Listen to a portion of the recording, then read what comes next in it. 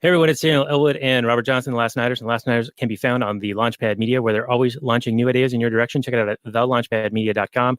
This is show number 96. You can find the show notes at lastnighters.com/96. We're talking about Waterworld. Dryland is not a myth, and either is the man, the myth, the legend, who is now our guest, formerly known as Mance Rayder of the Free Man Beyond the Wall podcast. He is now going by Peter R. Quinones, and he's the managing editor of the Libertarian Institute and hosts the Free Man Beyond the Wall podcast. He's released a couple of books, Freedom Through Memedom, the 31-Day Guide to Waking Up to Liberty in November 2017. And what's the second book? I don't have it in your list here. The Kids Are Not All Right, and that was released about 6 months, like 5 months later. Okay. I went through a period there where I was very motivated. Yes, yeah, you were on the ball then, writing a bunch of books.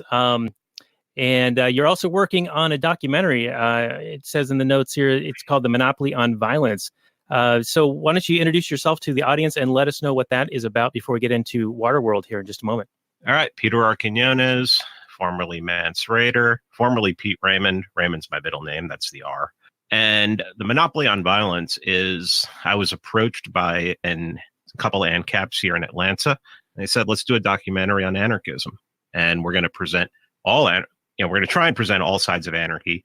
If we can get some anarcho-socialists to talk to us and some anarcho-communists to talk to us, we'll actually present that. But pretty much the goal of it is to show the history of government, how young the nation state, the idea of the nation state is, and show them for what the worst things that they do, that they are a monopoly on violence in a given area that they've taken control of through violence, and to show an alternative. And we've already interviewed probably 12, 13 prominent ANCAPs for this. We've interviewed Ron Paul. We've interviewed Daniel McAdams. We've interviewed a lot of people for this. We're going to be interviewing in a couple weeks James C. Scott, who, if most people know, he's one of the premier anthropologists on the planet, and he's going to be a big part of the first part of it, talking about nation states. He wrote a book called The Art of Not Being Governed. And it's a monumental project. I didn't really understand how much I was going to be involved in it when I got involved, when I was asked to be involved. But now I'm just 100%. I mean, this is one of those things where I look at it as legacy. This can be your legacy if you make it right. So that's what we're concentrating on right now. Just a couple more interviews, and David Friedman, of course, we got to get, and James C. Scott, like I said, and start putting this thing together, and aiming to get it out next March. I'm starting to think more and more, especially with the holidays coming up, it'll look like it'll be May, because I want to have it out before the Libertarian Party National Convention in May of 2020. Okay, yeah, that sounds like a very noble effort indeed. Is the target audience more of the lay person who maybe doesn't understand or conceive of the state as violence? So it's like a red pill or an eye opener for them. Oh yeah, that's the way we're going to write it. I mean, the way we're writing it is that it's going to be just a history and just laying it out. We have Scott Horton talking about all the wars and war is the health of the state, Randolph Bourne kind of stuff. And then we're just going to hit them with the alternative, and we're going to do it in such a way that anyone should be able to grasp it. We've already been told pretty much Amazon Prime is a given. But we are hiring somebody who, gets you on Netflix and stuff like that. We've actually contemplated selling it to Netflix, but then we decided against it, that we want to have total control over it. You sell it to somebody and then they could shelve it. Right. Yeah. So we want to be able to put it out there and just be able to have every ANCAP and libertarian voluntarist tell members of their family, their friends and everything, go watch that. Yeah. No holds barred. Yeah. We're not, the reason we're producing this all by ourselves and everything is we're not editing. We're not going to allow it to be edited. So, we're going to put it out the way we want to put it out. Very nice. Well, speaking of legacies, let's talk about this movie that I think Kevin Costner might have thought was going to be one of his legacy films. We'll get into that a little bit here. I do have conspiracy theory about this movie that you can hit me with anytime. Okay, yeah. We'll go to that right after how we normally open here with the Google description. So, Waterworld came out in 1995. It's PG-13 sci-fi thriller, 2 hours and 56 minutes according to Google. It got a 6.2 on the IMDb, 45% Rotten Tomatoes, and 56% Metacritic. However, 87% of Google users like it. I think it has a little bit of a cult classic draw to it. So here's the description.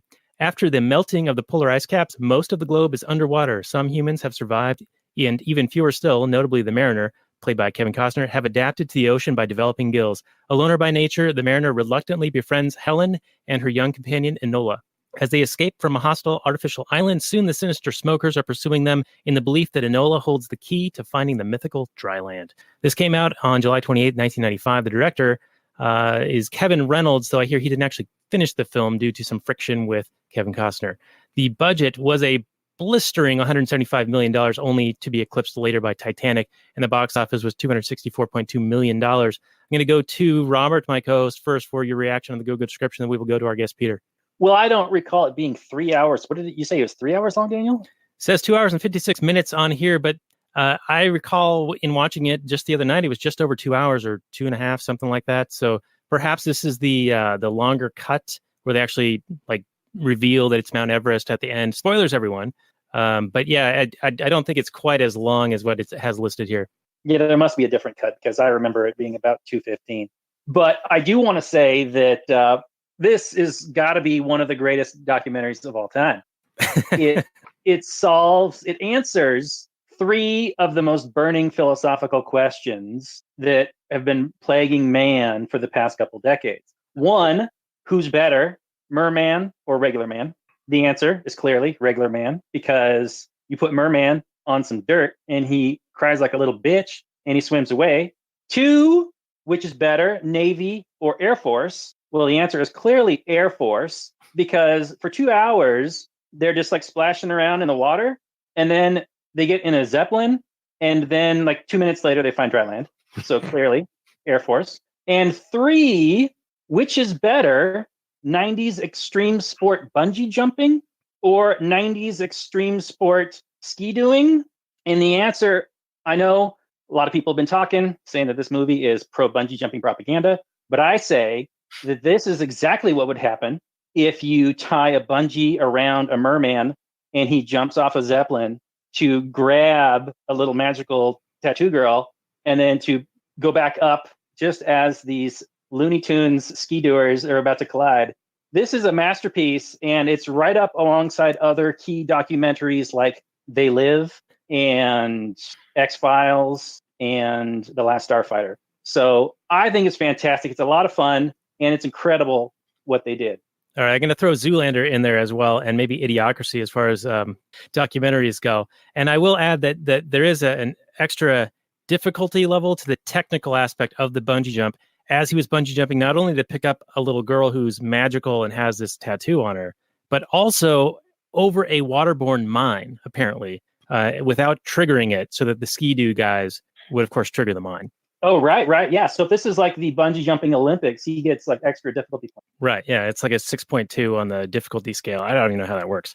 But Peter, your take on the Google description and the nonsense that my co-host has dribbled out before. Well, the truth. When he talked about the three main philosophical questions, I was like, immediately, my libertarian mind is like, he's going to go to who will build the roads. I just couldn't believe that didn't come up, you know.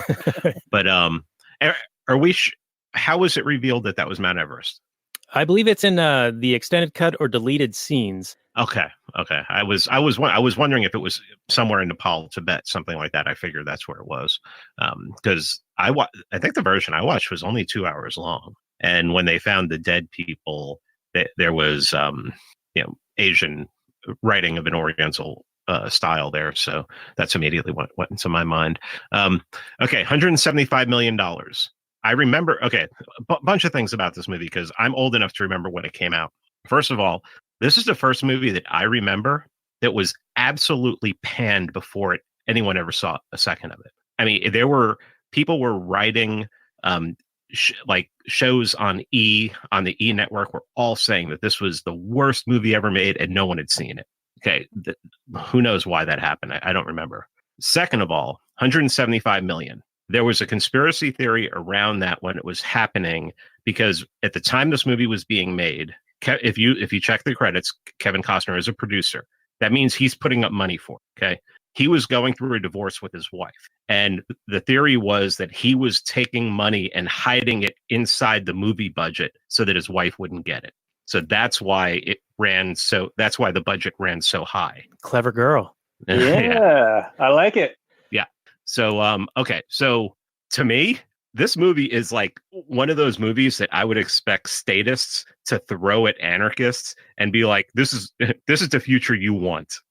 Because it's horrible. It's like everything about this movie is just, their existence is just awful and everything, and it's like, well, first of all, it starts off with immediately the first thing is global warming. They're shoving global warming down your throat. This is what's going to happen.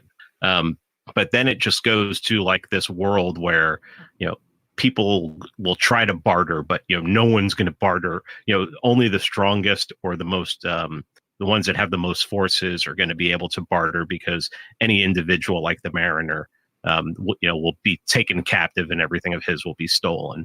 It just seemed to me like, when I think of libertarian themes, I'm just looking at them going, this is like, this isn't like ANCAP ball. This is like straw man ball. It's like, this is like the perfect straw man to throw out there. Oh, you just want it to be like, this is like Somalia on water or something like that. Yeah.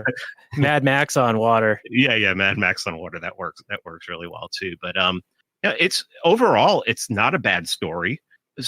The acting is really over the top, especially like the Deacon character, Dennis Hopper, but it's meant to be that way. It's not like they just gave up halfway through and were like, okay, just everybody act stupid. I mean, it was just meant to be something that was like way over the top and cartoonish and almost like graphic novel kind of thing, where it's just kind of ridiculous. Some of the scenes are kind of ridiculous and everything. And, and then you had the one character, the one that they come upon, and it's Tig from Sons of Anarchy. And, he wants to buy, what was Jean Triplehorn's name? Helen. Yeah. He wants to buy Helen and everything. And it was just, I just saw like every stereotype that's thrown at us was like, just on water. That's pretty much what I saw. I mean, there were some points of some libertarian points that we can talk about, but that's just my overview of it. All right. Well, very good. And speaking to the money, the lavish spending, apparently part of the friction on set was because Costner was staying in this luxury bungalow. It was $4,500 a night, and that's back in $1994. So that would equate to, according to the CPI calculation, almost $7,800 a day these days. And he was on set for 157 days. So $1.2 million in today's dollars for him to have accommodation. But I mean, if he was a producer and he was putting the money up, I mean, if I'm putting the money up, I'm going to stay where I want to. Right. Yeah. And I have no problem with him staying however he wanted to. But apparently it caused some animosity on set because a lot of the staff and the other actors were staying in less than nice accommodations as a result. Where was it shot? Mostly in Hawaii, I believe. Okay. With some of it in California locations. Okay. Yeah. So, Robert, do you have any take on the budget bloatedness and also the conspiracy theory that Peter brought up? Because it is kind of interesting. If you like funnel a little money over here, then it's not accessible in a divorce situation. So, let's let a hand there. Yeah, that's smart. I know that movie budgets are often a great way to like launder. I don't know if you want to say launder money, but I like that a lot term. of money it's kind of like a black hole where you can just kind of throw money and money kind of just disappears, and there's not a lot of accounting for it. So I know when writers will sell their scripts to Hollywood, and they'll be saying like, well, I'm going to get, instead of like, $500,000 up front for this script, I'm going to take, 1% off the back end. Well, the movie never actually officially, makes money. Even if they take in like $1 billion, there's so many different rabbit holes that they could throw money down that the studio never shows a profit. So then the writer never actually ends up making any money. So I'm not surprised that would happen. I think it's pretty smart. When it comes to divorces, the law systems, especially in this country, tend to take a lot of what is earned and give to the wife, to maintain like her quote, like level of accustomed life or whatever it is, a level of comfort that she's accustomed to, as if that's what you deserve, as as if the guy has an obligation to continue to support that life. And it's all force and theft. I mean, if these were voluntary contracts or voluntary things, that'd be fine. But it's the state getting involved, and yeah, I'm against all of that. But I don't know much more about the contracts or the money. But what I did find funny in the movie, I guess I'm going to call it a movie, is the economy, where they apparently have, and this is who knows how long in the future, right? Like the Earth, it's many generations since the water has gone up, right? People don't even remember dry land. Yeah, it's many generations after 12 years from now, apparently. Right. But they somehow still manufacture brand new fresh cigarettes with tobacco, and they have plenty of gasoline, but they don't have water desalination technology for some reason. Well, he does have the de-urinification system. He's got the de-urinifier. That was peak ANCAP. Yeah, there you go. Yeah, that's all interesting stuff, and I agree they didn't really like reconstruct how an economy would probably actually function if something like that would actually befall the planet. However, I'll just add that you could estimate that the amount of flooding that would have occurred to make this happen would have been about 25,000 or more feet, right? To only have Mount Everest and a few other like islands still above sea level. But even if all of the frozen fresh water that's currently on land right now were to melt, it's estimated that the sea level would only rise approximately 400 feet. So this is magnitudes off of even what's possible. Well, we were talking, Robert mentioned gasoline. Deacon's boat, he asked, how much of the black stuff do we have? And I assume he's talking about oil. I didn't see any refinery. Was that boat a refinery as well? It was the Exxon Valdez. Well, yeah, it was the Exxon Valdez. That was actually pretty cool. But the Exxon Valdez was not wasn't a refinery. So it's like I'm like, okay, where is the fuel coming for the plane? Where's the fuel coming for the jet skis? How are they doing any of this? Just am I supposed to forget that oil needs to be refined in order to be, Right, and it also doesn't last forever once it's been distilled down to gasoline, right? Like you need to stabilize it. It varnishes, yeah. Yeah, and at least in Mad Max Fury Road, they have like some kind of mechanism for gasoline. I think that's what they called it back then, or in that movie, to still be traded and still become available into their economy. But we don't see any of that in here. They just seem to have some, and it's a bit of a limited supply, and they're using it for banditry and becoming a bit of a roving band of warlords, taking over these atolls and basically pillaging. Like, I don't want to offend any of the Scandinavian types, but, Viking style, right? Well, the one thing that I thought immediately was, of course, Deacon's goal was to get to dry land. And that's, for people who are listening, that's the bad guy, Dennis Hopper. And immediately what I thought was, okay, they get to dry land. He gets everybody to dry land. They set up a civilization. Immediately he's going to be the government. They're going to set up a government. And eventually, and I would say not even in 20 years, he's not going to be remembered as this pirate of the sea. He's going to be like this legit guy. He's going to be wearing suits and everything, and he's going to be sitting there, and he probably not having people executed and everything anymore. So all I kept thinking was, if Deacon ever gets to dry land, he's just going to become a government. And it's not like the people that did make dry land aren't eventually going to become a government either. But I saw Deacon as like the perfect example of someone who is going to become, he's a dictator, and he'll get there, and he'll become less of a dictator, and then eventually he's going to become like people look at him as like legit, like a like a leader of some sort. Right. Yeah. It reminds me of this quote. I forget what it was exactly, but it was somebody who was being pursued for pirate activities. And his quip back to them was, well, I'm doing the same thing you're doing. It's just you have a flag and a country, and you have an air of legitimacy. Was that from Atlas Shrugged? Was that Ragnar? It might have been. Yeah, it might have been. Yeah. Yeah. Here I am confusing. I thought it was an actual historical person, but no, that sounds like Ragnar. I think it was something he said when Dagny first got to Galt's Gulch. Right. Okay. All right. Yeah. So Robert, I was cutting you off, but before I uncut you off here, I just wanted to mention the 25,000 feet thing being kind of ridiculous. Who's making this prediction? Is it Al Gore? Is it Greta? Is it AOC? Because they need to check their maths, because they're way off. Yeah, there's not enough ice in the world to flood the world that much, for sure. It would, I think, if all the polar ice caps melt, it would. You said what, 400 feet, which would flood all the inlands or all the coastal areas, and a for lot of sure. the population centers, but it also wouldn't like be all at once. It wouldn't be like this sudden catastrophic, everyone's going to die thing. It would be a gradual thing. And if it became an issue, then people would move and migrate. And, I don't know about this gradual stuff, man. When I woke up yesterday morning, it was 70 degrees. When I woke up this morning, it was 32 degrees. I don't know what's going on, man. It's climate change. It's by the hour now. They don't present a world that's noticeably hotter, do they? Wouldn't you need the world to be noticeably hotter for all that stuff to melt? Unless it's a cycle, like all of us say, like people who actually studied history and looked at it and know that the hockey stick is total bull. Well, when they do reveal the island, the dry land, it is a lush tropical paradise. So right now, Mount Everest would be a very cold and desolate place. So that it would be warmer, right? As a result, that makes sense. Yeah, I was very shocked by how green it was. That was it was actually very beautiful. But the I mean, I would assume with the water levels rising, but then again, I mean, wouldn't during the winter you'd still have the seasons though?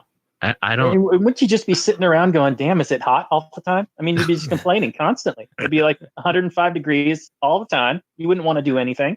I mean, yeah, they're very scantily clad in this movie, but not a single person complains about the heat, which I find incredibly unrealistic. Yeah. Now, do you think that this movie was a contributing factor culturally to the climate change alarmism? And if so, was it intentional? And the corollary, is this where the progressive left, just to clarify, get their scientific information from? Movies like this? Well, it seems like it. I thought they would just get it off the bathroom wall, like Burning Man or something like that. So they get super wasted and whatever pops in their head. But here's a little bit of trivia. Enola, the little girl, that's Deb from Napoleon Dynamite. Oh, really? Okay. Yeah. And when you look at her face, you're like, that's Deb from Napoleon Dynamite. Okay. Yeah. Now I can kind of see it. Yeah. And that's another movie that we got to do at some point. I love that movie. I'll come back for that one. Oh, okay. And that movie, the first time I watched it, I was like, what the hell did I just watch? Right. Yeah. And a friend of mine said, you got to watch it again. And I watched it again and I'm like, holy crap, this is one of the most clever movies ever. And I didn't get it the first time. And my friend's like, yeah, I didn't get it the first time either. And then someone told me to watch it again. And it's a really, really good movie. It's such a good movie. There's so many still shots to meme in that movie. Oh my goodness. Oh yeah. Yeah. All right. Well, we'll mark that one down and The Postman. To complete our Kevin Costner trilogy. But speaking of Enola, I wanted to ask you guys do you think that name was chosen for a specific reason? I know Helen was a reference to Helen of Troy, but do you think Enola was a reference to perhaps the atomic bomb or atomic power because the Enola Gay was the aircraft that delivered the first bomb over Japan, or spelled backwards, Enola means alone? So do you think there's any symbolism or meaning behind the name of the girl character? Go ahead, Robert. I'm not smart enough for that. I'm just judging by the level of script writing. I'd have to say no. I mean, this is a movie where the villain is super cartoonishly evil and for no reason.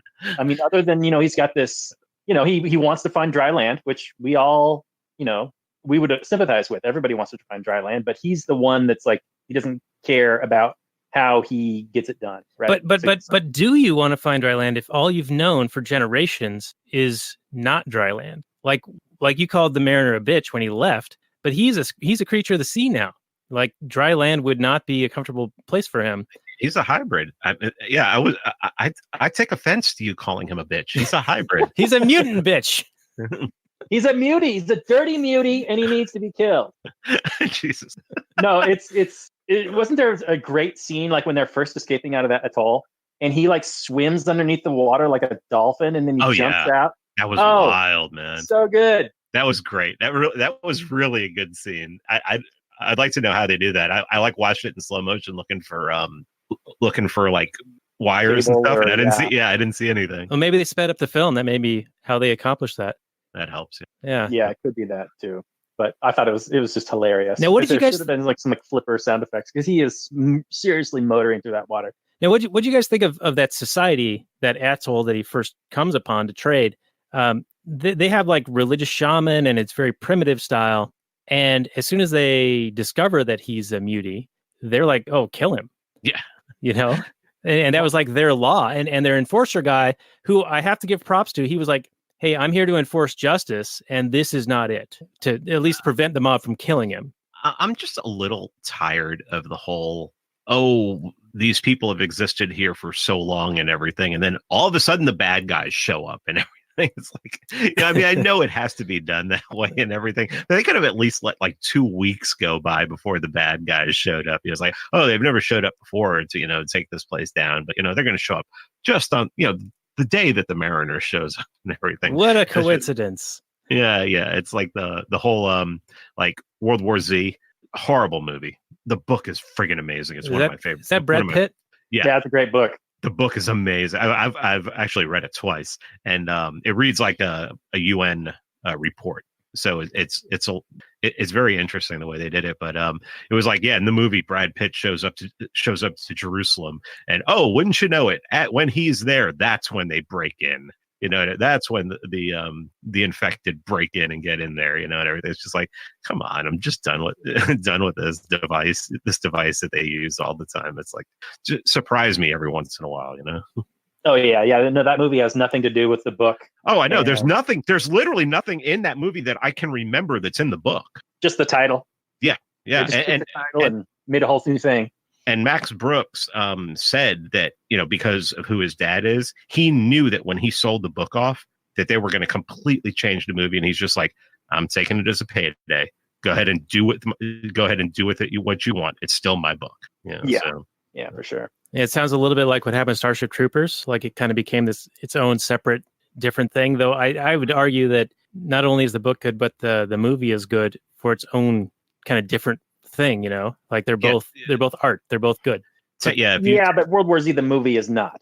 Yeah, World War Z is awful. But yeah, Starship Troopers the movie. If you've never read the book, I think most people enjoy the movie for its campiness. It's like it's over the top too. Like I think this one was trying to be, and in many ways it was, but I think it worked maybe more so in Starship Troopers because it wasn't taking itself seriously, as this one seemed to be until Dennis Hopper was on screen. Well, and all of his minions. It's like, I mean, could they have Dennis Hopper's enough of a freak. Did they have to just surround him with friggin' the cast of the movie freaks? I mean, it was just, it was amazing. Yeah, he called them all his cousins, right? Jesus.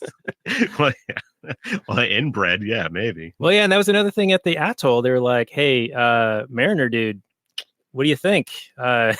We need some new genetics in here because we're kind of making a little hodgepodge." Yeah, that's pretty crazy. But I mean, one thing, the atoll, is that how you pronounce it? Yeah, atoll. I think that was any civilized area, like any floating above water area. Well, I mean, until they found out that he was a mutant, it just seemed like a nice agorist society. It seems like a perfect situation for agorism, how one person would be out on the water and another person wouldn't. They'd meet up and then they'd trade and everything. I mean, that's capitalism. You could put agorism in there too, because agorism doesn't have to be black market. It could be gray market or anything. Well, I mean, at that point, I guess it's just capitalism. But yeah, I mean, I thought everything was good until they saw behind his ears. Right. Yeah. And then they're like, all right, kill him, put him in the Soylent Green, like recycling system here. Well, okay, here's a point I want to make about this movie, that they could have went really dark with this movie. People are out there starving, okay? People are out on the water. Remember, Kevin Costner gets dragged. He's getting dragged behind the, what do they call that boat? The trimaran? The style of boat that he has? I think it's a trimaran because it's got the three holes. Right, okay. It's like the Millennium Falcon of watercraft, apparently. It's like super fast. You can transform and shoot out a thing, yeah. So he gets that sea monster and kills it, and they eat and everything. But the whole time I'm thinking they could go really dark and revert to cannibalism. See, I think you're seeing the future in like Elizabeth Warren's won the presidency, and that's where we get. But I mean, I was thinking that, especially when I can't remember what the character's name was who he sold Gene Triplehorn to, and then he changed his mind. All I know is that that's the guy who played Tig on friggin' Sons of Anarchy. Sean, I can't remember what his name is, but when that guy thought was like Robin Williams light. He was yeah. But they kill him, and then I'm like, well, yeah, I mean, we got to eat and everything, and it's like, and then just I think threw him overboard and everything, and I'm just like, so they haven't reverted to cannibalism. That's interesting, right? Yeah, they were saying how hungry they were, especially on the boat that had been damaged, and there would seem like there was no other like wildlife other than these giant monsters that apparently Fonzie jumped over when this movie jumped the shark, which they don't explain how they got there or why they're there. Like, why are there now suddenly like giant mutant monsters and like no fish? Yeah, what are they eating? Now, I think I heard one of you say that they don't say how far in the future this is from the caps melting. Did they at one point? They said it was generations and generations. They didn't say a couple hundred years at one point? I saw in some notes that it was estimated to be 500 years in the future, but I don't know if there was any reference really in the movie, though they did say mistakes of our ancestors or something like that, like, because we're consuming like animal fats or something. I don't know. It's just, we're living our life, and obviously, so, we're going to make the polar ice caps. Yeah. How dare you? How dare you? So, I mean, it's like, oh, we had there was what do they claim? 12,000 years ago, there was an ice age. 11,000 years ago. What SUVs caused that? I think it was the Ford Explorer and the Nissan Expedition. Yeah. The Ford Woolly Mammoth. And there's also, aren't there reports that there's global warming on Mars? It's like, so what is it? The rover up there is just pumping out the CO2. Yeah, there are like two of them up there, I think. Hey, they need CO2 on Mars. We're gonna have to do that if we're gonna terraform it. Got to terraform the hell out of that thing, man. Mm-hmm. Yeah. So speaking of the guy who Costner was bartering with, trading the women or time with the women, including the girls. So a little nod to pedophilia. Just throw Epstein out into the mix here. Obviously, that's a fucked up situation. And the Mariner, he's an anti-hero. He's not like a great guy, but he does agree to this deal.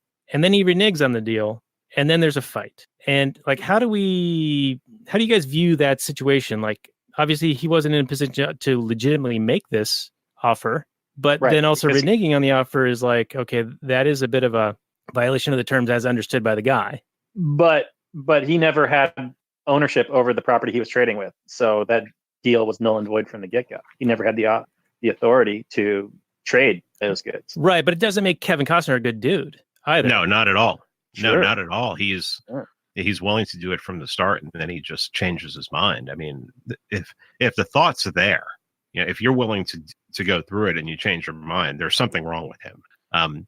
And let's just talk about that scene. Another horrible device that they use in movies is the guy who's been mortally wounded comes climbing up out of the bottom, out of the is the hull? The hull, the hull or the cabin. Yeah, the cabin of the boat first. So you think that he's won and everything. The guy's been mortally wounded. What the hell? I mean, how the hell? Come on, stop. Well, in this movie, getting shot in the abdomen is not that big a deal because the Mariner gets shot, and so does Enola. She also gets shot, and it's just like, whatever. Having not seen this in a long, long time, I thought that perhaps that wound he would succumb to it by the end, but die a hero or die redeemed, with his character arc going from his being this evil dude who doesn't give a shit about anybody and who's trading, pimping out these women. And prior to that, he also did some pretty nefarious shit. Like when he was first escaping the atoll, he was like, oh, just dump the girl, we need to escape, just kill her or whatever. And then even before that, he actually like swatted the first guy he encountered who stole the limes from him. Oh, yeah. He basically weaponized the smokers' pursuit, and he destroyed that guy's boat so the smokers would kill him. So he weaponized them. I felt that was like almost being responsible for the murder itself in a way, even though the smokers, of course, did the murder, but he knew it was going to happen. So he made sure that guy was put in a position to where he would be killed. But anyway. Well, it was a bear situation, right? I mean, you got a bear chasing you, and you just need to make sure you outrun the other guy. You just got to be faster than the other guy. You shoot the other guy in the leg. Yeah. Yeah, you didn't kill the guy, but you knew the bear would. So it's Well, it was interesting how they tried to, not from the start, but from the point where they're Helen and Enola, when they first leave, how they try to tell you that the Mariner is not such a bad guy when basically Enola gets naked and offers herself to him, and he says no. You mean Helen, right? Helen, yeah, Yeah, okay, not Enola, yeah. That would be really creepy, but and definitely something that our detractors would say, but Correct. yeah, I mean, I guess at that point they're trying to say, okay, he's not such a bad guy, giving you some foreshadowing of the future or his turn, right? Yeah, because he did seem like enticed, at least. Like he didn't immediately say no. But it was interesting that what made him turn was actually the girl. He took a liking to the girl, taught her how to swim and everything like that, and took her out into that was, it wasn't going to be the wiles of some tart. It was going to be an innocent little girl. That's actually a nice part of the story, right? And I could totally imagine somebody who's living that lonely of a life, like a friend would be a very significant and worthwhile thing, like on your marginal utility scale. It's like it would be super important if you didn't have, because we saw with the guy who we were talking about earlier that had the mortal wound. He was stir crazy, like he was out alone a little bit too long. He was in the sun too long. Yeah. He was in solitary but too long, and the cameras malfunctioned. Yeah, I was just going to say that. Great minds. I can't get past the paper issue. I'm sorry if I'm beating a dead horse here, but the Robin Williams light guy wants to trade this paper, which is like his super treasure thing. Like, there isn't paper. Paper doesn't exist. You don't have trees. You don't have soil. You don't have paper. But the smokers have fresh rolled cigarettes. Either that, I mean, they're throwing them out like candy, and they're chain smoking them the whole movie, or they're smoking hundreds of year old cigarettes, which I can't even imagine how horrific that would be. Right. And Deacon is passing them out to appease the masses or to keep them happy. He was a bit of a crossover between a politician and a religious shaman, or not a shaman, but like a religious figurehead. Yeah. It is interesting. I haven't smoked in a very long time. Smoked cigarettes in a very long time. I want to say cigarettes. But yeah, I mean, they get stale very fast. So that was very, very unrealistic. I mean, even in a pack, if you let a pack sit around for too long, unopened, I mean, it's going to be stale when it comes out. So, and they start falling apart after a while too. So it's just, that just didn't make any sense. But I mean, come on, the whole thing about fuel. There's so much about this thing that didn't make any sense. How do these jet ski guys know? I mean, they're like friggin' in the circus or something, doing some of the stunts that they're doing, some of those great underwater stunts, which are actually pretty amazing. If you've ever seen people who can do stuff like that on jet skis, it's absolutely amazing. But it's like, where did they learn how to do this and everything? That whole attack of the atoll at the beginning is so ridiculous. It is so over the top. It is so graphic novel. It is so funny. The quad 50 cal was pretty badass though. Yeah, that was cool until it burned out. Yeah, that was cool. Yeah. But that's another thing. Who's manufacturing all the bullets? Yeah. Apparently they floated, and they just have all this reloading equipment, and they're getting primers from somewhere, and they're getting powder from somewhere. Yeah, that makes sense. Yeah. Hey, don't you have to mine black powder? I mean, wouldn't that come from ore? I mean, it just falls from the sky, man. It just falls from the sky. If they make a Waterworld 2, I want to see the production method here, of all these things. I mean, perhaps they've enslaved the other mariner types who have become half fish, half man, and they're actually diving down and retrieving these things from the former civilizations or something like that, and that's where they're getting all this stuff. But wouldn't it all be ruined for the most part? I mean, I saw when they went down to the Titanic, like probably 20, 25 years ago now, with the little Arvin robot or whatever. Was it a Cameron who came up with that and paid for that? I want to say it was. Yeah. It's because he was like big into it because he was doing the movie. But everything's down there's wrecked. It's barnacled and rusted out, and like you don't recognize any of it really. I mean, they would show side by side with like pictures from back in 1911, 1912, but it wouldn't look anything like it other than the vague shape of it. It was really nice to see that the swimming pool was still full. That was cool. But I'm all right. I suck. I know. Well, let's talk about Deacon a little bit, because I felt like let's talk about Deacon a little bit, just because I felt like there were a few lines that they had him say that were to identify him as the evil capitalist, where he was like, I think he said something like, growth is progress. And there were a few other lines that we were supposed to take it as he was this evil, not quite capitalist, but like warlord kind of private guy. And I don't mean private as in to himself, but like not checked by the benevolent government forces that keep bad capitalists and bad actors from doing bad things. That's kind of the vibe I got. Did either of you get that? Okay, I'll just make one comment real quick. I didn't get the idea that most of the people that he had surrounding him were very good at taking orders.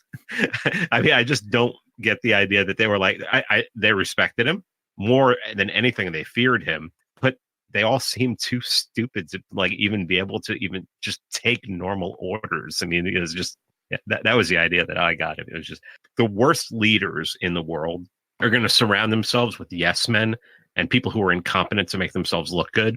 The best leader is going to want to surround themselves with the smartest people that are smarter than them. And Deacon seems to be the former. Right. Yeah. With a little dose of nepotism in there as well, because they're all apparently related, at least the ones that well, that's shocking. But Robert, directed to you. Did you see any like subtle messaging that Deacon was bad because he was the quote unquote capitalist type? I don't recall him saying anything. If I went back and watched it again, I might pick up on the things you were talking about. Well, there was his speech where he was like having this religious fervor type thing, but he was talking about they wanted to find dry land and then they would build and there would be progress and all of those things. Well, he did very much remind me of Immortan Joe from Fury Road, where Immortan Joe dumps off the water when he gives his big religious fervor speech, and everybody, all the masses down below are like praising him and whatever, because they're, relying on him. Free healthcare, wipe out our college debt. Right. UBI. And then this time, I think he hands out like cans of Smeat, I think is what he dumped out. And they were all scrabbling for, which I just wonder if any of this food is any. I mean, I don't know where he gets it all. Like, okay, he's out raiding people and stealing stuff. But if this is hundreds of years in the future, long past any of this stuff being manufactured, I'm sorry to keep harping on the realisticness of this movie when it's clearly a cartoon. I know this movie's a cartoon, but if they're going to try and demonize humanity, really, like saying that there's just going to be warlords fighting with each other and preying upon the good people and that sort of thing, I'd like it to be at least a little more realistic in terms of where's he getting this stuff that he's obviously buying their loyalty with. Mm-hmm. He's obviously ruling by force. He's like anybody would threaten his supply of whatever. Well, it's a combination of force. It's a combination of force and redistribution of these goodies. Yeah. And the promise of future goods, right? Right. Because he's the only one with like half a brain even. And, at one point he gets them all to row the Exxon Valdez just in whatever general direction they happen to be going, because he doesn't know the way to go, but they're all too dumb to figure it out. Yeah. And they have the loyalty. And so he's like, yeah, they'll row for a month before they question it. Yeah. But he just had to tell them to row somewhere to appear to be in charge or to know what he was doing. Isn't that just like a politician to not know the actual answer, but just so it looks like we're doing something? Just do something. Deacon had a plan. Even if they're rowing away from land, they're doing something. Yeah, he had a plan for that, like Elizabeth Warren. Yeah, even if it's a counterproductive plan, they'll enact it just to be seen like they're people of action. Yeah, I think the quote was, "I promised them results, and I'll get them if I got to cut him out of her goddamn back." When he was talking about cutting the tattoo out of the girl to find the directions. So right. Yeah, he was basically saying, "Well, I promised him, so I got to like come up with something." Right. So this is the advanced auction on stolen goods, H.L. Mencken style. Go ahead, Pete. So, what were your favorite parts of the movie? What was your favorite scene? Like the scene that spoke to you? For me, it was the atoll attack. I thought that was so much fun. I think it's what inspired the the Universal Studios Waterworld show, which is I think still running. I saw some videos on YouTube when I was looking things up. It was just so much fun and wild. It was clearly like of the old time of Hollywood back in the 90s when they didn't have really good CGI yet, and they did everything practical, and they just had stunt people, just flying around doing wacky stuff. I don't know if any particular scene.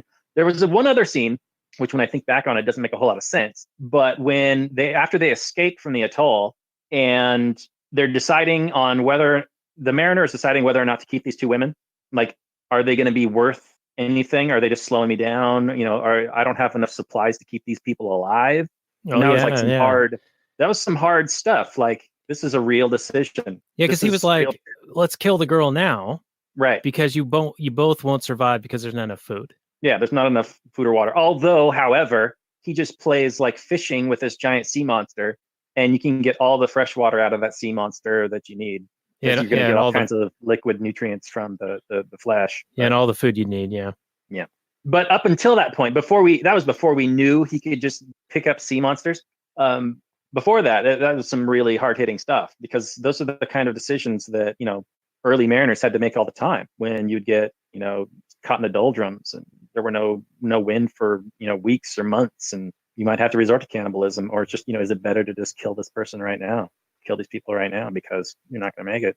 It's some real stuff. Yeah, those are nice. And I'll answer with two as well. The end, I thought was great. Like when the final credits started rolling, I was like, thank God. And then, but before that was when I saw a lot of like property rights going on the boat, and Enola kept taking the crayons and like drawing on his boat, and he was getting mad about this. I was like, oh, writing that down, like, oh, there's a demonstration of property rights. It's his boat. It's his rules. And Helen was like, well, she doesn't know your rules. She's just a little girl. And so there's the proportionality and the punishment, right? Because he was pretty harsh on her. But part of that also, that's what bonded them or endeared her to him and sort of caused the turn. So I think there is a little bit of humanity in that scene as well. And that's as a result of respecting the property rights that she was violating on his boat. I also like how, not the much, you're making excellent points with the property rights and the crayons. And like, at one point, he's like, I'm going to loan you this crayon, but it's not yours. It's not a gift. I'm just loaning it to you. I like that. But the fact that she couldn't swim, at first I was like, are you kidding me? Yeah. Who in this world doesn't know how to swim?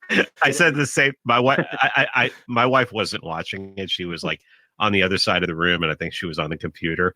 And I'm like, oh, F word, son. And she's like, what? I'm like, she's in Waterworld and she can't swim. Christ. But then it makes sense if she grew up on this island and then she just never learned. But doesn't explain, how long ago she was on the island and blah, blah, blah. But still, you would think that somebody would be like, hey, you're on this atoll now. You need to learn how to swim. Of course, everyone would have to. All right. So I'm going to direct the question to you, Pete. And I'm going to ask you, but I'm going to guide you real briefly. Sure. Was your favorite scene the convenient toll holds that Kevin Costner was able to use to scale the Valdez when he approached? Which is good. That's a good one. That really creeped me out because I'm like, oh, that's gotta hurt. Oh yeah, these open rusty like holes. Yeah. That was one of the cringe. No, my favorite scene just brought out my collapsitarianism. Is when he dropped that flare right down the freaking thing. Oh, he's like to blow it up, and I'm just like, yes, just blow this thing to the sky, and everything. Get the heck out of there. I mean, I was just like, yes, that's what you got to do, because that's gonna. Once you do that, it's chaos. And if you know what you're doing and you have a plan, everybody else is freaking out, and all you have to do is follow the plan. Yeah, and apparently there was no plan, not only in the depiction but also in the shooting of this, because after he does that, all the guys go below decks and like driving the car around and run into stuff and die, apparently. But that was so comic. It was so frigging comic. It's so graphic novel that it was amazing. I mean, I really think this movie would be a lot more entertaining and people would take it a lot more seriously as a graphic novel. Yeah, I think if they went like all that direction or all dark, all like super serious. Oh, like using the cannibalism. Yeah. And just like that would be really cool. Yeah. Yeah. It seems like it is weird a movie as it is. They did try to tread the middle of the road and everything. And I like when you either go one direction or the other, it's like, I mean, I even like a wholesome movie. I don't care and everything, it makes me feel good and everything. I really like a movie when it just goes completely dark and you're just like, oh man, this is going to be a tough ride. Right. It's like, and immediately think of Frank Miller, Dark Knight. I mean, Dark Knight was one of the darkest movies when you really think about it. I remember I was talking to Bob Murphy and we talked about the scene where he breaks the pool cue and throws it out there and says, I have room for one more member in my in my organization, and the guys have to fight it out. Oh yeah, the two guys, and he's like, and Bob said, he's like, I just couldn't, when I was watching that in the theater, I just couldn't believe it. That just floored me, and I was like, no, that just seemed like just the kind of thing to do at the time to assert dominance and have everybody around you who's following you just be like, this guy's absolutely insane. I'm never going to cross him. Right. Yeah, that's the Heath Ledger Joker, right? Oh yeah. Have either of you seen the new Joker?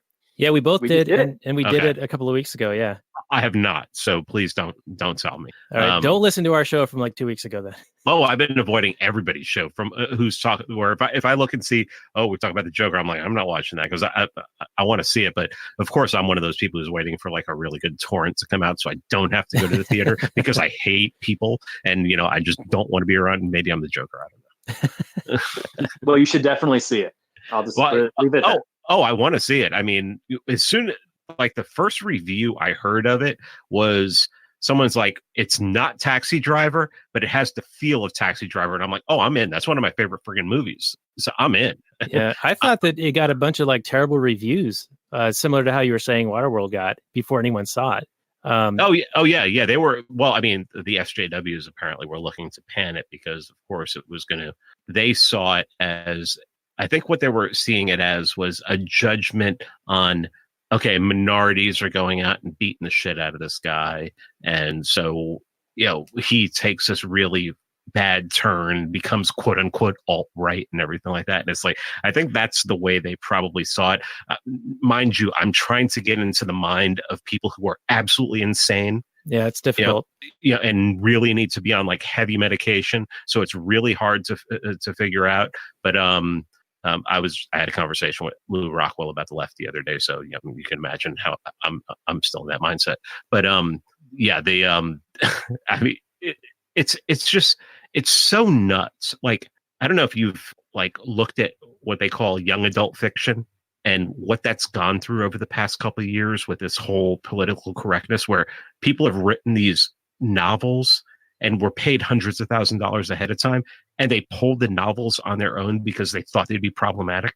No, I've only heard about like comic books going a full SJW turn and not selling well, but this sounds like a different thing.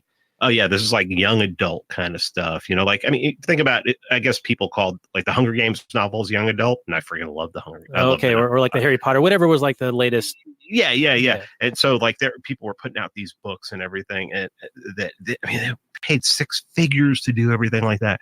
And people, they're like pulling, and I'm like, how do you pull your own book? You've been paid six figures, and as far as I know, if you have a contract with a company, it's mind-boggling to me. I wonder if it's not like a planned thing, like, oh, it's so controversial, so it'll be like viral or sell better, like WWF style, like a fake beef. Well, and I think what are they saying? The Joker is like the most successful R-rated movie of all time. Yep. Now, yeah. I think a lot of that has to do with, I don't think that's manufactured. The rage of the left, of these complete insane lunatics, in a way it's manufactured, but I mean, I do believe there are true believers out there. Speaking of that novel, before we move on, I think I remember hearing, I don't remember the name of the novel, but I remember there was like an Asian writer, and she had like a African-American person in the book, or she didn't have an African-American person in the book. And it was like somebody on Twitter, it was like super hyper woke, complained about the book and not being like properly representational or something like that. And then the author comes around and goes, oh yes, I should have been more whatever. I'm going to voluntarily pull the book. It seemed that's just something that's happening a lot now. I mean, when I hear somebody's super hyper woke, I immediately want to put them to sleep. Just for a little while. Not, I don't want to kill them, but but it's complete insanity. It's like, I mean, I remember when I wrote my first book, the Amazon reviews were trashed within like 3 or 4 weeks because a couple of commies found out about it and just got in touch with their commies friends and just started friggin' negative reviewing it and everything. And I'm like, well, I mean, if they're And then I read the reviews and I'm like, well, these people are obviously commies. So anybody on our side would read these and be like, this is a bunch of commie assholes. Yeah. So now I will buy the book. Yeah. So, but yeah, I mean, I couldn't even imagine right now. I mean, I've heard so many stories about people like, oh, I wrote this book about this person who lives in the South in 1840, but it's a white person and they're not a slave owner. But they're not an abolitionist, and it's like, well, why aren't they an abolitionist? So I pulled the book. It's like, yeah. It's like, what the hell, man? You can be dictated to by that? I mean, oh yeah. Wasn't it one of the books that they had slavery in it, but the slave wasn't a black person or something like that? As if slavery's only ever happened to Africans before? Yeah, somebody had written a book about slavery that happened to like white Spanish people, and like that book wouldn't get published. It was like because it just didn't fit the narrative. You know, it's so weird because anybody who knows anything about the history of slavery, who studied it, slavery in South America and the Caribbean was so much more prevalent than it was here. And like Brazil didn't stop slavery until after we did, after the United States did. And it's just, I mean, it's nuts, man. I mean, I really would be interested in figuring like to have a group of like these psychopaths sit down and watch Waterworld and see what they would have to say about it, what their commentary would be. I mean, we're here delivering a very libertarian anarchist Rothbardian kind of commentary on it. I would really be interested in seeing what these complete lunatics all the way over to the left side, almost crossing over horseshoe theory, would say about this movie, and find out what they found problematic in it. Because there's a lot to find problematic in it. Yeah. When the Mariner beats a woman with an oar. The girl's time. I mean, and what were you saying, Daniel? He beats a woman with an oar. Yeah. Or when she offers him, she drops her clothes to offer himself to him and everything. I mean, that's, that has to be the height of just oppression and everything like that. Not like, I'm not even going to say what I was. Well, and property is theft. And so he's stealing the boat from her and, all the resources, that sort of thing. Right. And defensive force of keeping the boat as his property would apparently be violence. Right. I watched that latest Dave Smith one, debunking the debunking of libertarianism. Oh, with Darth, where he was debunking Darth Vader. Yeah. And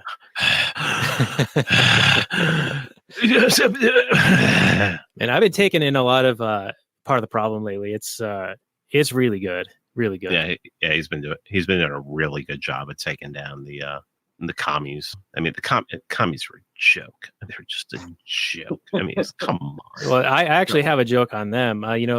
When you talk to enough commies, oftentimes you'll hear, "Oh, you just got to read The Conquest of Bread by Kropotkin, and then you'll get it." That's what I want, So what did I do? I went and got conquestofbread.com, and I put a bunch of fucking Rothbard articles on it. Nice. So if you go to that, did you really? I did. That's hero. It's a bit of a cape. It's more like a hoodie, but close enough. Yeah. I mean, I like to read. I like to read the commies, especially the Proudhon, people like that. I mean, there's some good arguments in there. Emma Goldman is one of my favorite anarchists of all time. I mean, her economics are dog shit, but when she starts really going about anarchism, it's friggin' amazing. I mean, she's really one of the best writers ever, in my opinion. But even when she talks about economics, she was in jail here in 1917 when the revolution started happening in Russia. But as soon as she was in jail for telling people to dodge the draft. Right. Thank you, Woodrow Wilson. Yeah. Monster. Yeah. I mean, she's a friggin' hero. I mean, she's a hero of mine. I have a first edition of one of her books. And and then she goes to Russia when she gets out like 2 years later, and she sees they're executing people who don't think like they do. And she's like, this is just total crap. And that's when she becomes a voluntarist. And you read her, she'll have these 5 or 6 paragraphs about how horrible capitalism is and how horrible, it's just, this. And then at the ending, she goes, but we can't force people to, it has to be, at the end and everything. So, we did Reds a couple of months ago. That's a great movie. Do you find that movie is great? Do you think that movie is as great as I think it is? Probably not as great as you think it is, but it was pretty good. It was just so long. But I mean, I'm talking about how well done it was. It's beautiful. Yeah. And then there's a whole lot of character development and a lot of story going on. And you do see that turn with Emma Goldman at the end where she's like, it dawns on her the horror of actually implementing what they're what they're doing there with the revolution. And it did seem to be a turn, and it was well portrayed. I haven't read any of her stuff. I did read Kropotkin, and it's terrible. Well, if you want to, like, I can recommend, if you can find get a copy of Red Emma Speaks. It's back in 1971. Someone just basically did a compilation of like her best essays and speeches and stuff like that. And that's probably the best thing to, I think is the best thing to get if you want to read her. It's because right off the bat, it's just freaking, I mean, the first essay is just blows you out of the water. But yeah, I mean, when I say, I just think Rise was really well done. I mean, it was too long. It was just ridiculous. I watched over like 3 nights or something like that the last time I watched it. Me too. But, and obviously I don't agree with, I mean, especially Reed, what a piece of crap that guy was. But especially when he was condoning all the executions and everything like that. He should have put a bullet in his head right at that point. But really good movie, well-made movie. And it was great to see Emma's progression, in that where, by the end of it, she's just like, this is just wrong. Yeah, she had a character arc just like the Mariner did in Waterworld, which is the movie we're talking about, and we should probably start winding down. Yeah, well, let's go back to that. I'm sorry. I'm really good at tangents. I apologize. That's all we do here. We ostensibly talk about the movie. And about your favorite scene where the Mariner's like, they call his bluff, and he's like, nah, you know what? Fuck you guys. He did have a plan because he's got gills. If that boat goes down, he doesn't care. Yeah. He's the one that will survive. And so, yeah, he knew totally what he was doing. And they should have known that because they knew he was a mutie. Well, and they should also assume that I would think that he would have been operating under the assumption that they just wouldn't have killed Enola for no reason. Just like, oh, well, let's just kill her, because they're not going to kill her because she is the key to finding dry land. So, he knew if he's going to sink this boat and everything, he just has to get her off of there. It's not like they're just going to, there may be a chance that she dies in an explosion or something like that, but they're not just going to kill her. So, it was actually a pretty good plan. Well, let's talk about the morality of your favorite scene, because I think I'm on board with him getting on the ship and killing who he has to kill to get Enola. Like the rescue mission is good.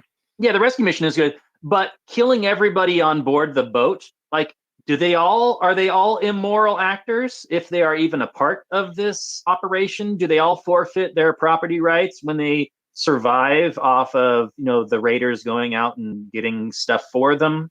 It seems to be a slippery slope that would kind of implicate everybody or to varying degrees. Like that whole group of people on that boat, I mean, that's like a full society, right? You got like mothers, daughters, and they're under a religious leader, basically. They're all brainwashed, right? And you're basically making the Death Star argument from one of the Kevin Smith movies. He's like, what about all the contractors on there? All the independent contractors. Well, I mean, the plumber. Yeah. Well, I mean, you make a good point that I don't want to address. Okay. No, I mean, no, I understand what you're saying. In the heat of the moment of somebody trying to save their, someone that they've come to love and everything, I just think people can get irrational, and I'm not making excuses for it, but I'm saying, it's like the whole Chris Rock thing. I'll never beat a woman, but I understand. It's like, I don't condone killing innocent people who are just there because they have nowhere else to be. I mean, if they weren't there, they'd be dead. But I understand when you're trying to save someone that you love, and that doesn't excuse it. And maybe it is a violation of the NAP or the ZAP, as Gerard Casey is trying to change it to. I listened to that one today too. Yeah. Well, I think it's interesting that I think everybody in the audience would be on board with it, and kind of cheering, and they're all like, yeah, fuck those guys. Yeah, but everybody on that boat. They're statements. They're not going to, I mean, I was arguing for a few, I can't believe I spent as much time on Twitter as I did today, but there was some guy who was just arguing today that, it's just bombings in the Middle East, they're good. And I'm like, no, they're not, because you're collateral damage, everything. So it's actually interesting that you bring that up, because I mean, that's a dilemma. Yeah. And Robert, I think it is a nice idea to bring up. And you're right, most audience members wouldn't see it this way at all. And it would take just three guys like us to actually even question this. And I think that is one of the valuable things of listening to a show like this, is that it's like even brought up into the mind of people to consider, like, oh, what about those people? Is that right or wrong? Because when you're in the audience, you're like, oh yeah, fuck those guys. They're all the bad guys. But in the reality, you got to think about it. But yeah, the Death Star argument is a great. I forget which Kevin Smith. I want to say it was in Clerks, in the original, I think. Yeah, it might have been. But yeah, that is a great argument, because in the first one, you assume that everybody who's on the Death Star is evil. But in the second one, they are in the process of building it. So yeah, you have these contractors who are just there trying to pay for their family, trying to make money for their family and everything like that. And then these goddamn terrorists go in there and blow it up. That's exactly right. All right. Well, I think we're actually running a little bit long already. So why don't we get into the final summary and review portion of the show? And Robert, if you want to start us off, we'll do a score decimal point deep and take it away, sir. Okay, well, I started out by calling this a documentary, and I think it's funny to think of as a documentary filmed in the future or in the great distant past. Who knows? But Daniel poked holes in that theory. Thank you, Mr. Science. But this is just a camp movie from ages past. You're not going to see a movie like this again, I don't think, anytime soon. It's a lot of fun. It's not too smart, but it's got some interesting themes. The acting, I've never bought Kevin Costner as like a serious dramatic actor. There's something about the way he pronounces other languages that is just really cringy to me when he's trying to speak the language of the atoll people or whatever it was, and a few other times when he's speaking weird languages, just all sounds really terrible. But I never, it wasn't a hard watch. I was totally into it the whole time. When the atoll attack happened, convenient timing and all, it was just great fun Hollywood camp, and complete with cartoonish villains and stoic heroes, and reality gets thrown way out the window with the economics of the situation, with battle damage. I mean, people just shrug off gunshot wounds and the science. And science, and it just, he gets shot in the gut and then he swims down underwater, and it doesn't seem to slow him down a bit. So I don't know if he's like a super merman guy or just like a regular guy, but I don't know. Apparently, because I've swam with like gloves that web your hands and flippers, and I've never swam as fast as Kevin Costner does in it. And then he goes down to the bottom of the ocean, right? And it's only takes him like a few minutes to get down there. Yeah, like no pressure. Yeah, no pressure would crush his skull like a grape. Yeah, and she didn't get the bends either coming up. So yeah, it's not the most scientifically accurate film, but it is good fun. I would recommend it, but I wouldn't say it's like a good film. I would say this is like a 6, but it's fun. I would put this on in the background and you just have a good time, eat some popcorn. That's my review. All right. Well, thank you for that. And Pete, I'll let you go last if that's okay. Sure. Get the door for you here. So I did actually find a note where it said the ancients did something terrible hundreds of years ago to cause all this water. So there was some reference to it being a few hundred years prior. That's what I thought. Okay. And overall, I found this movie to be almost as bad as I remembered. I'm glad that we watched it, because I did think that there was a lot of stuff like worthy of discussion, but it wasn't all that particularly well done. I think that maybe it was a limitation of what was possible at the time, because they were doing a lot of practical effects, and any of the CGI that was in there was actually pretty cheesy, especially when he was like floating down to over Denver, Colorado. It looked like totally green screeny and all weird. But it is, kind of fun in that campy cult classic kind of way. Though I didn't find Costner's character to be that good of a guy. Like I wasn't rooting for him at all. And I mean, I guess you kind of need that to like have him have a character arc. You can't just be this Pollyanna at the beginning and ended up being the Pollyanna. But I just didn't find it all that believable. In general, it's a good watch, I guess, if you're kind of bored and you got a couple hours to kill. But I'm going to go with like a 4.5 on this thing. So not to burst your bubble there, Robert. But Pete, what's your take? I'm going to agree with Robert on a 6. That was the first number that came into my mind. When I watched it again, I thought it was better than the first time I watched it, which was, right after it came out. I mean, I think it's like, actually probably maybe a good stoner movie. Like if you got high and watched it and everything, and you can maybe ask some questions and sit there and I think it would make Deacon a lot more fun. Yeah, you could ponder some things about it. Obviously, my favorite part is at the my is the ending when they finally make it to dry land, because I'm a sap and I want to see everybody happy. But I mean, overall, people just have to go into it knowing that it's a cartoon, and really, it's probably just like I said earlier. I think it would be like if more people watch this movie, it would be one of those pejoratives that they would throw out at us. So it's like, oh, you just want a Waterworld. You just want to live in Waterworld, where everybody does what they want, and then every once in a while they trade, and you'll probably get kidnapped and raped by people and everything like that. That's the world that they painted. So it's entertaining. Stoner movie, maybe.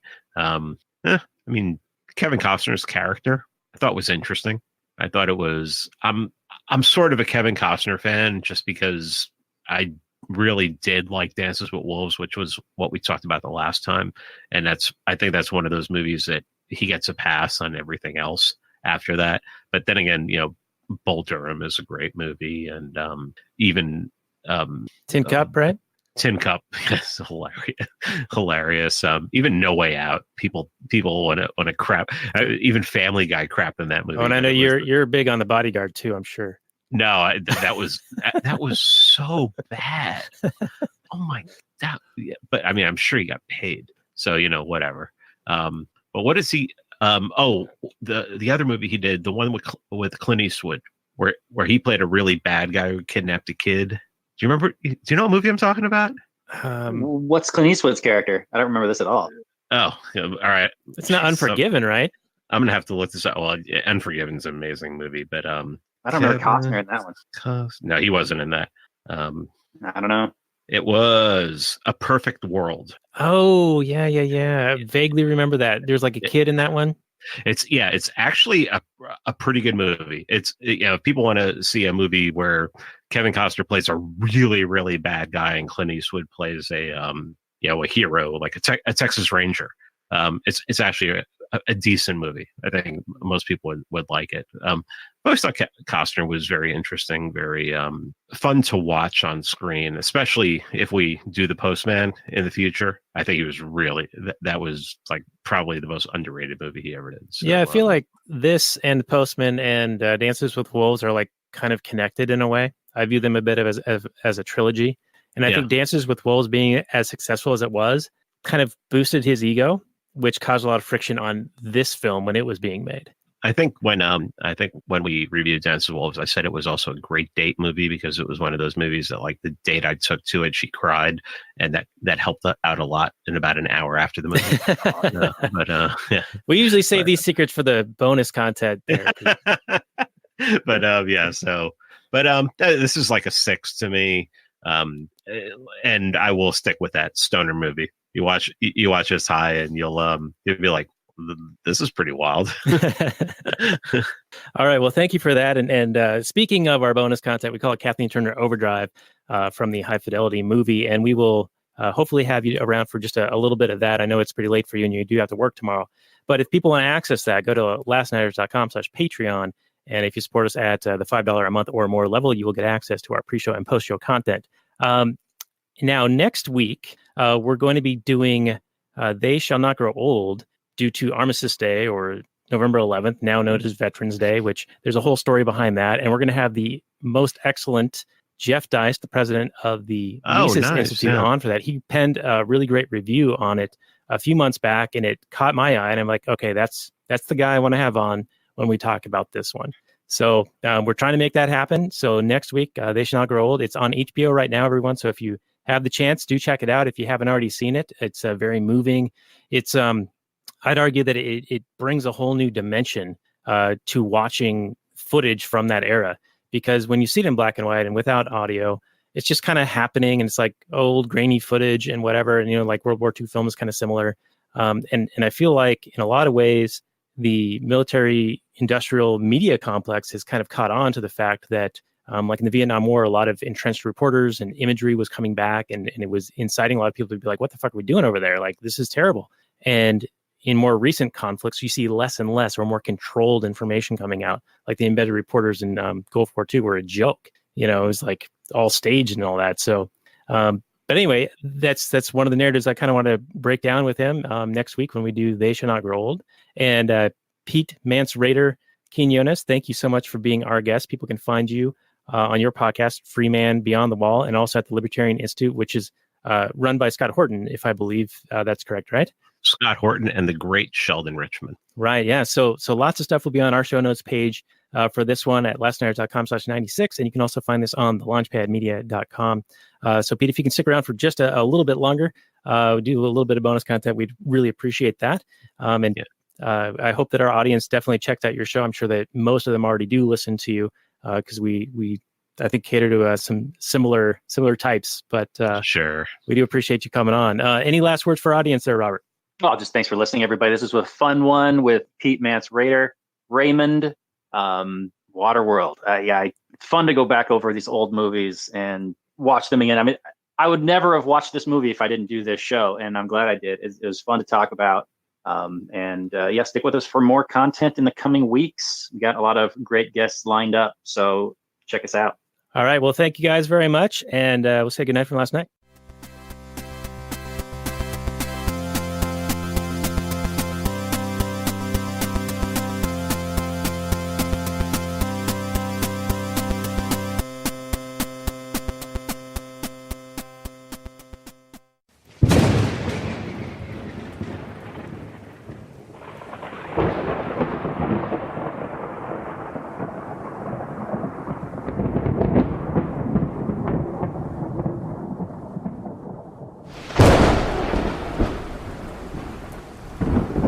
In the early days of the internet, radical libertarians were scattered, lonely, and faceless.